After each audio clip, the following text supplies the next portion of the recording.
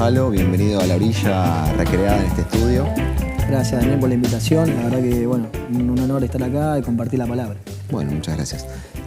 Primera pregunta, ¿cómo fueron tus primeros años en la costa? Bueno, nací en 1980, quizás de una forma accidentada, en Santa Teresita. Quizás no era lo que realmente quería que mis viejos sucedan, esos son de Dolores. Y bueno, por trabajo estaban acá y nací como abruptamente, con un tiempo anticipado a la fecha. Y bueno, desde ese momento a la actualidad he vivido en Santa Teresita, en la costa. ¿Y con el deporte te relacionaste de alguna manera? Sí, siempre vengo. Mi viejo ha jugado al fútbol toda su vida, digamos, cuando el cuerpo lo habilitó. Y nosotros somos 3 hermanos y los 3 practicamos el fútbol y jugamos en el CADU casi, no sé, 25 años, en mi caso, en el CADU de los 6 a los 36, pero de forma interrumpida. Y sí, fue uno de los mejores lugares que habité. Hoy casi como que fue otra vida, ¿no? Ya que si no me acuerdo, no estoy siendo parte del club ahora, no estoy yendo al CADU ni a verlo tampoco, pero como que a veces cuando veo fotos o camisetas en mi casa, como que digo, ¿cuánto tiempo pasó de todo esto y qué lindas alegrías he vivido en ese lugar? ¿Y de qué jugabas? Qué buena pregunta. Rústico, odiado por los rivales y amado por los compañeros y por los técnicos que he tenido. Jugaba de doble 5, de 6, de mediocampista central. Un jugador que por ahí hablaba mucho con los árbitros y que he sido muy expulsado en muchas ocasiones. No tengo el dato exacto, pero 17 quizás rojas en primera división. Pero bueno, tengo más campeonato que rojas, así que no me fue tan mal tampoco.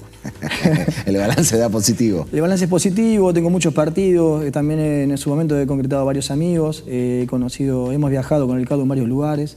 He tenido la oportunidad de jugar como 10 años en primera con mis hermanos y, no sé, por ejemplo, el Estadio Mundialista de Mar del Plata contra Alvarado fue uno de los partidos quizás más lindos que nos tocó enfrentar. Y en esa adolescencia, cuando jugabas, ¿tenías algún tipo de atracción por la cultura, por alguna otra cosa? Sí, bueno, en un momento me compré un bajo, siempre me gustó mucho la música y realmente nunca lo utilicé, todavía lo tengo ahí en mi casa y nunca lo usé.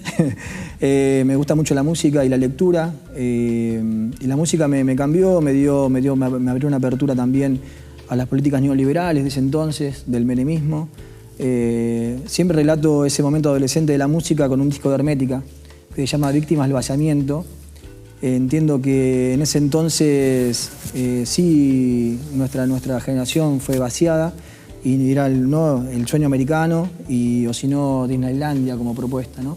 La música a mí me rescató de ese concepto. Y luego la lectura, claramente Eduardo Galeano, Las venas abiertas de América Latina, que ahí lo traje el libro, sí, está acá, los libros que me gustó traer para compartir con ustedes. Y también, obviamente, el Che Guevara, ¿no? Su vida, sus viajes. Y eso a mí luego me invitó a viajar. Las palabras de Galeano y la biografía del Che. O sea, estabas ahí de adolescente leyendo en tu cuarto y dijiste, ¿por qué no ir a conocer? Sí, entendí que una persona que estaba estudiando medicina, que vivía en una familia bien, como lo era el Che en su momento, empezó a viajar de una forma distinta a lo que es turismo y empezó a conocer lugares inhóspitos o lugares que quizás la televisión no te lo mostraba, pero que vos podías llegar. Y Galeano también nos manifiesta en su libro lo mismo que el Che hizo en su práctica. Y entendí que podía ir por ello, que también era una utopía, pero que también lo podía concretar. Y bueno, y empecé a viajar. ¿Y ahí qué edad tenías? ¿Qué hiciste? Mi primer viaje lo hice solo a los 20 y también fue el año que me anoté para estudiar comunicación social. Así que también entendí que el periodismo, la comunicación, la palabra llevaba también a otros lugares, a poder entendernos. Y empecé a viajar por América del Sur, por Argentina y por América del Sur hasta que concreté mi viaje hasta México de mochilero, ¿no? Por América Latina. ¿Y cómo hiciste el recorrido? Todo por tierra, fue durísimo. Viajar de mochilero no es lo que quizás algunos se imagina por fuera. Es durísimo, estás todo el día expuesto, estás en la calle.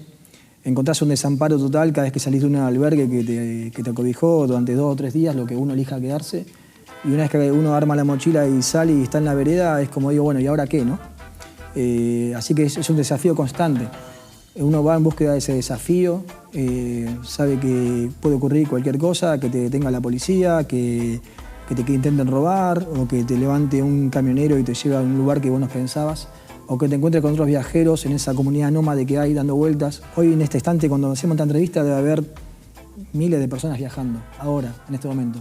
Algunos en la playa, otros en la montaña, otros en la selva, otros en una carretera, otros durmiendo en la frontera.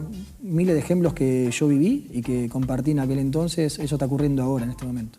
¿Y qué te enseñaron los viajes?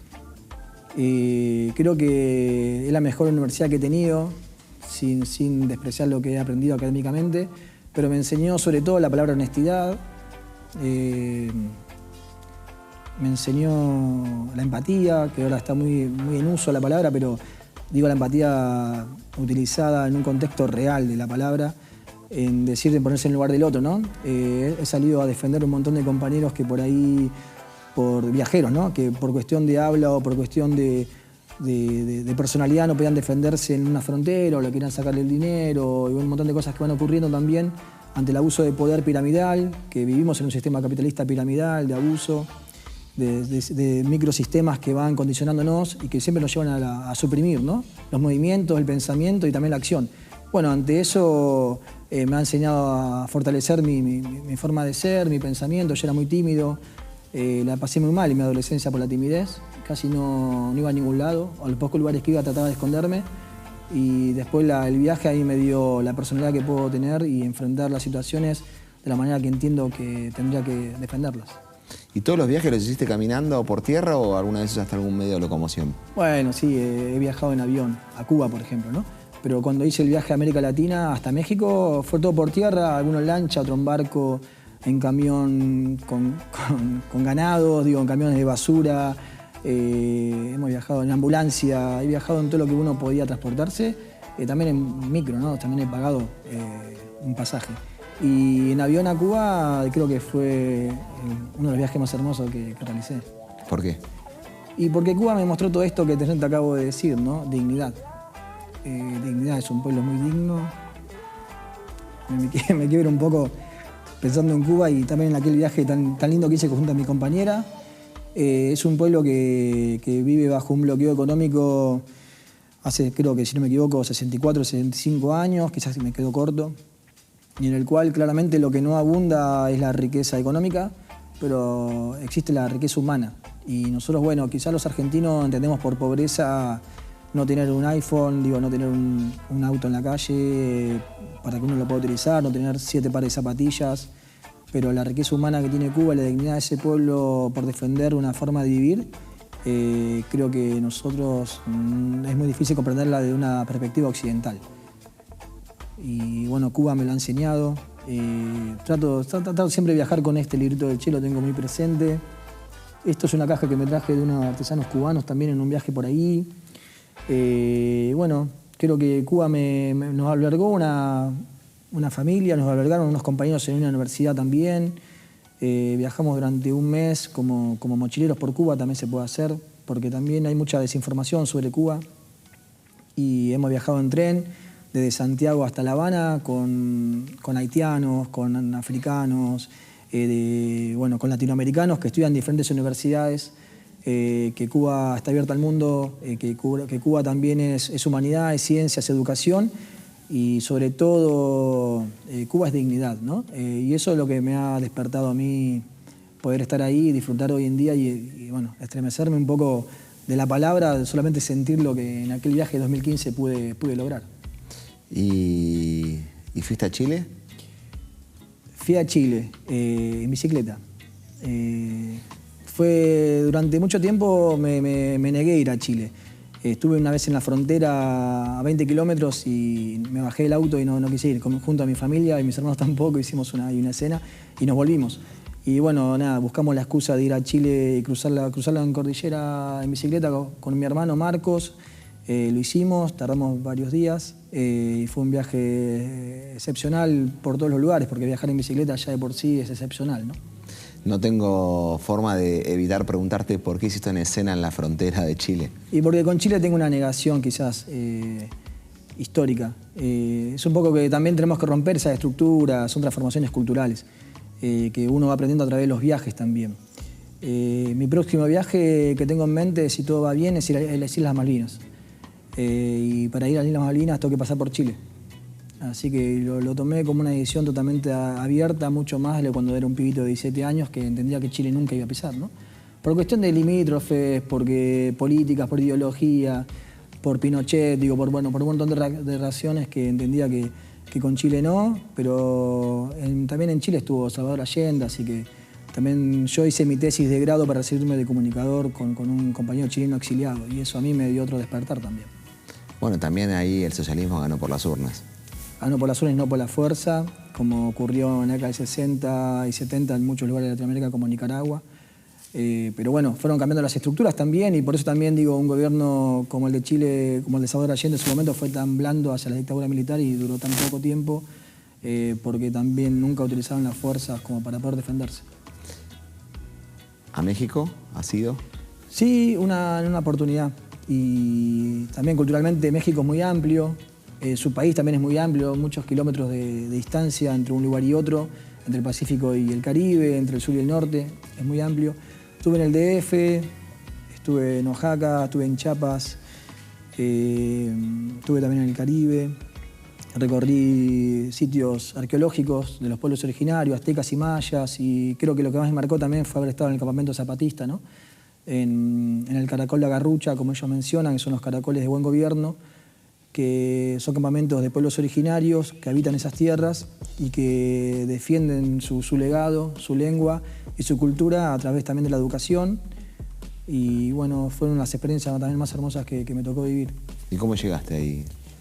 Uy, fue difícil llegar. En San Cristóbal de las Casas, que es la ciudad cabecera, que está ahí en el municipio, ahí fui a una ONG, me presenté como militante social, como comunicador popular, y presenté una carta con un aval, fui con un compañero, y el aval que presentamos, que firmamos, era que nosotros nos hacíamos responsables de nuestras propias vidas, porque hacía 3 meses que había habido un atentado paramilitar y habían muerto 90 personas. Cerca de ahí donde nosotros estábamos yendo, y ellos nos derivaron a un lugar con menos conflicto social y militar, y bueno, fuimos ahí, a La Garrucha, y fue extraordinario, digamos, transformador para siempre. Ahí también practiqué la educación popular, ahí también encontré dignidad, encontré trabajo comunitario, encontré organización de base y sobre todo compañerismo, que a veces en el sistema capitalista es muy difícil de encontrar. El ego en el capitalismo es muy grande. Siempre uno quiere ser mejor que el otro. Cuando los pueblos originarios nos enseñan que el nosotros es más importante que el yo. Pero bueno, nosotros estamos construidos de otro lugar y es difícil romper esas barreras. Veo que ahí está el pasaporte. ¿Vas a seguir poniéndole sellos? Sí.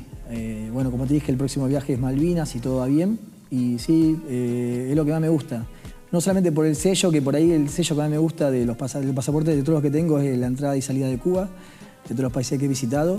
Pero sí, es algo que me encanta. Mi nene, que hoy tiene 6 años, me dice, ¿cuándo vamos a viajar juntos? Y le digo, bueno, cuando estés un poquito más crecido vamos a esperarnos algún viaje. Él me habla de Cuba también, porque en mi casa se habla mucho de Cuba. Y también, él ha viajado a Uruguay, ya tengo la suerte de conocer Uruguay también, pero bueno, quiere ir a otros lugares, quiere ir a Perú, porque ve nuestras fotos en el Machu Picchu, o ve nuestras fotos también de las playas de Ecuador y de Brasil y algunas cosas así de la selva, entonces también él quiere viajar. Así que en secundaria siempre le decía a los estudiantes que uno de los mejores lugares que pueden destinar en tiempo y en aprendizaje son los viajes. Sí, porque para viajar necesitas tiempo, salud, ¿no? Tiempo y salud, quizás no tanto la palabra dinero cuando viajás de mochilero. Sí, claramente tenés que tener dinero, pero no es lo más importante. Es el tiempo, a Daniel destinaste una palabra justa. El tiempo es quizás lo más importante que tenemos que darnos. Pero en la vida, ¿no? En el transcurso de la vida dialéctica que nosotros vivimos, no es lineal la vida, sino que es dialéctica, pero siempre avanzamos. En esa construcción dialéctica de la vida, creo que el tiempo es lo que nos determina para siempre. Ojalá sea pronto ese viaje. Bueno, dale, muchas gracias. Yo.